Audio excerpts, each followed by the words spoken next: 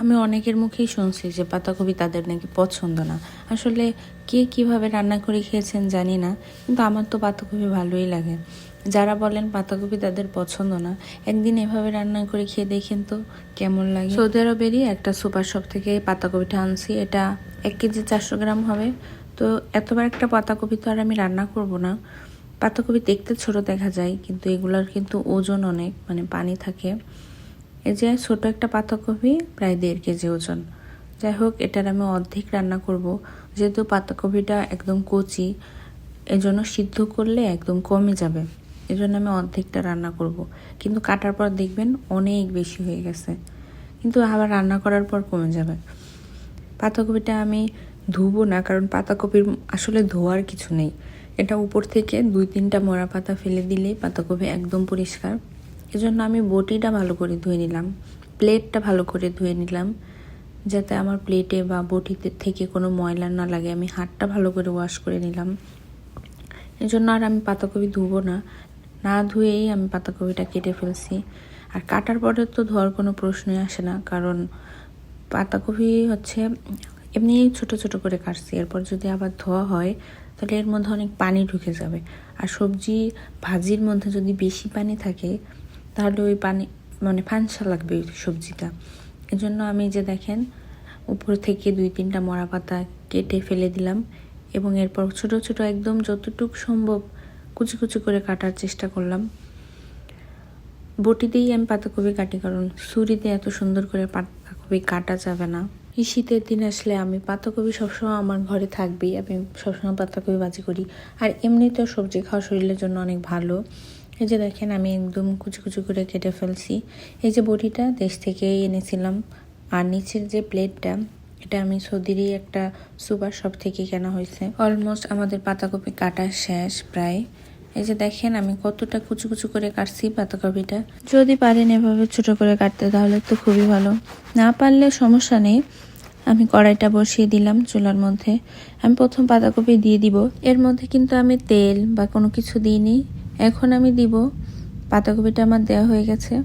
এর মধ্যে আমি একটু লবণ দিব, হলুদ দিব, কাঁচামরিচ আর একটুখানি পেঁয়াজ দিব। যে দেখেন লবণটা আপনি স্বাদ মতোই দিবেন। আমি আমার আন্দাজ হয়ে গেছে রান্না করতে করতে, এই জন্য আমি এভাবেই দেখাইলাম।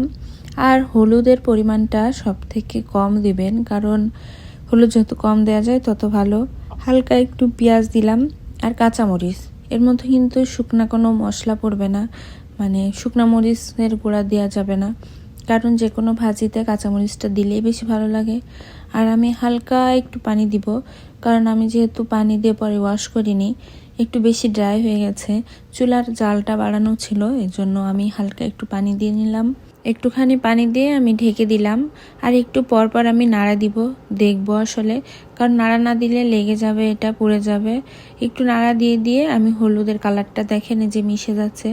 তবে হলুদ একদম কম দিবেন, কারণ সবজিতে হলুদ বেশি দিলে হলুদের একটা গন্ধ থেকে যায়, এটা ভালো লাগে না। যে আমাদের সবজিটা সিদ্ধ হচ্ছে, একটু পর পর দেখেন আমি নাড়া দিচ্ছি। আর পাতাকপির আরেকটা নিয়ম হচ্ছে অনেক বেশি সিদ্ধ করা যাবে না, কারণ এই সবজিটা যত সিদ্ধ হবে আপনার খেতে তত মজা লাগবে না। সিদ্ধ যত কম হবে ততই ভালো। তো একদম কাঁচা কাঁচা তো আর রাখা যাবে না। একটা চুলায় আমার পাতাকপি সিদ্ধ হচ্ছে এবং অপর একটি চুলায় আমি পাতাকপি বাগার দিব, এজন্য আরেকটা চুলায় আমি তেল, পেঁয়াজ, রসুন দিয়ে দিলাম। আমি আসলে এটা ব্রাউন করে ফেলবো। ব্রাউন করে পাতাকপির যে আরেকটা কড়াইতে ভাজি হচ্ছে এটার মধ্যে ঢেলে দিব। এটা যখন মিশে যাবে তখন খেতে ভালো লাগবে। আপনারা দেখছেন যে আমি আগে তেলটা দিইনি, পেঁয়াজও হালকা একটু দিছি, তবে রসুন দিইনি। তবে পাতাকপির মধ্যে যে দেখেন আমার ব্রাউন কালার হয়ে গেছে, এটা আমি এখন ওই পাতাকপি ভাজির মধ্যে ঢেলে দিব। এই যে আরেকটা কড়াইতে আমার পাতাকপি রাখা, এটা ঢেলে দিলাম এবং এটা কিছুক্ষণ এইটা সহ আমি কিছুক্ষণ নাড়তে থাকবো, যাতে এই বাগারটা আমার পুরোপুরি পাতাকপির সাথে মিশে যায়, কারণ আমি এত সিদ্ধ করিনি। এখন কিছুটা সিদ্ধ হবে, মানে ভাজি হবে, আর পাতাকপির সাথে এই বাগারটা মিশে যাবে। আমি পাতাকপির মধ্যে পেঁয়াজ দিই, সাথে কাঁচামরিচ দিই, আর একটু রসুন দেওয়ার চেষ্টা করি, এতে ঘ্রাণটা সুন্দর আসে। এভাবেই খেতে অনেক মজা লাগে। যদি কারো পাতাকপি পছন্দ না হয়, বলেন যে পাতাকপি পছন্দ না, তারা প্লিজ এভাবে একটু ট্রাই করে দেখেন তো কেমন লাগে আসলে খেতে। অবশ্যই আমার মনে হয় অবশ্যই অনেক ভালো লাগবে। এটা আমি আসলে একটা বড় আপুর কাছ থেকে শিখছিলাম, তখন থেকেই আমি খেয়ে এত মজা পাইছি।